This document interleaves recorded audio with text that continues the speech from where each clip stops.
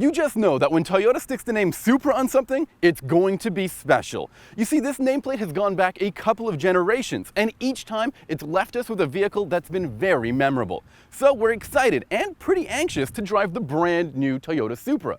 Now, the reason for that anxiousness is that this car has been co-developed with BMW and has a few BMW parts as well. So let's see if German ingredients can leave a distinct Japanese flavor.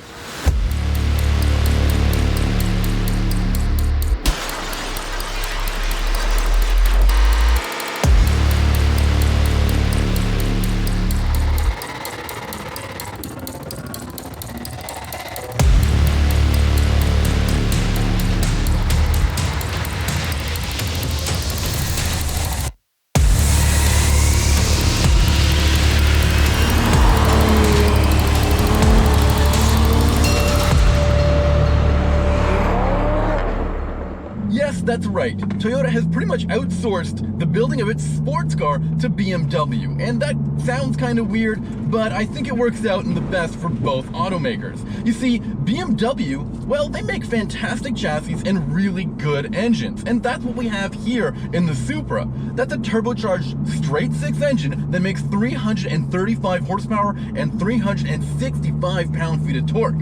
That's paired to an 8-speed automatic transmission. And sure, we'd love to get a manual transmission in Toyota's flagship sports car.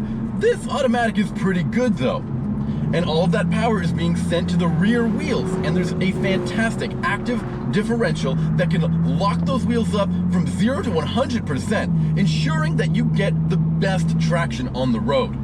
There's also a ton of technology at play in this vehicle, including several drive modes, like a sport mode and an individualized sport mode, and each one of those settings allows you to adjust the steering, transmission, and edge tuning, not to mention the sound of the vehicle as well. And there's even 3 different traction settings. One that's all on, one that's all off, and one that's somewhere in the middle that's designed for driving on the track. It's a perfect dance partner. You see, it gets out of the way, it communicates to you exactly what is needed from you for being on the track and how you can get more out of each lap. Sure, you might want to see some really impressive number in terms of horsepower, but this is still plenty quick. There's even a launch control function that allows you to hit 60 miles per hour in as quick as 4 seconds. And trust me, that's quick. I mean, that engine, 335 horsepower, doesn't sound like a lot at all, but it gets the job done very easily, especially on the roads. Not too much to get you in trouble, but it is enough for you to have some fun. And it being such a short wheelbase vehicle and with a wide track, this car rotates so easily and it feels so much fun, especially on the track.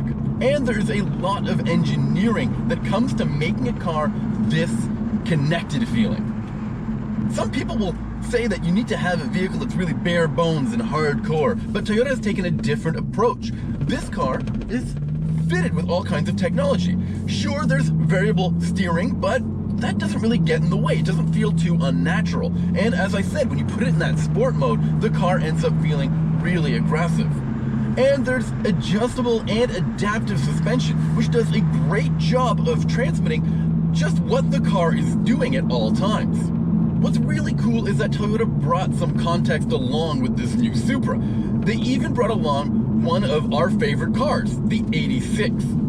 And that's important because a lot of critics really liked the way the 86 drove, and enthusiasts do as well. The only problem with that vehicle is that it didn't have grip and it didn't have a lot of power. Well, the Supra makes sure that you aren't going to be complaining about that kind of stuff. I'm really serious. When I looked at the spec sheet of this new Supra, I thought that there might be a little bit of an issue. It weighs nearly 3,400 pounds and it makes just 335 horsepower. I mean, on paper, this thing sounds more like a Mustang or a Camaro, and not even one of the high-end V8 models.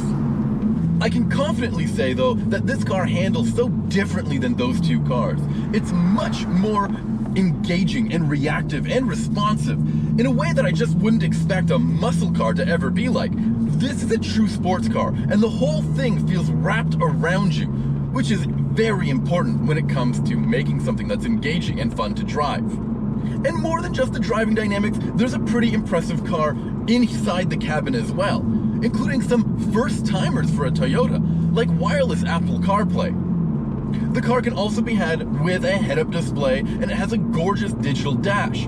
There's also a ton of safety technology. That's very important today. Sure, that might not be what you're looking for in a sports car, which is often pared down and simplified. But, you're paying $50,000 and you shouldn't get some sort of pedestrian experience. But you should be happy to note that this thing is pretty comfortable for a longer haul. It's just a little tight is all. In fact, once I had the helmet on, I found that the headroom was actually a little bit limiting. And finally, let's quickly talk about design. This is a very dramatic looking car, but you'll be surprised to see that this is much smaller than you might think it is. It's about the same size as an 86. In fact, it's actually got a shorter wheelbase than the 86. That's kind of cool because the FT1 concept that debuted so many years ago in Detroit was a pretty big car. And Toyota explained to me that they weren't quite sure which direction they were going to go with the platform of their vehicle. In fact, there was a chance that it could have been an LC-based car, like the Lexus LC.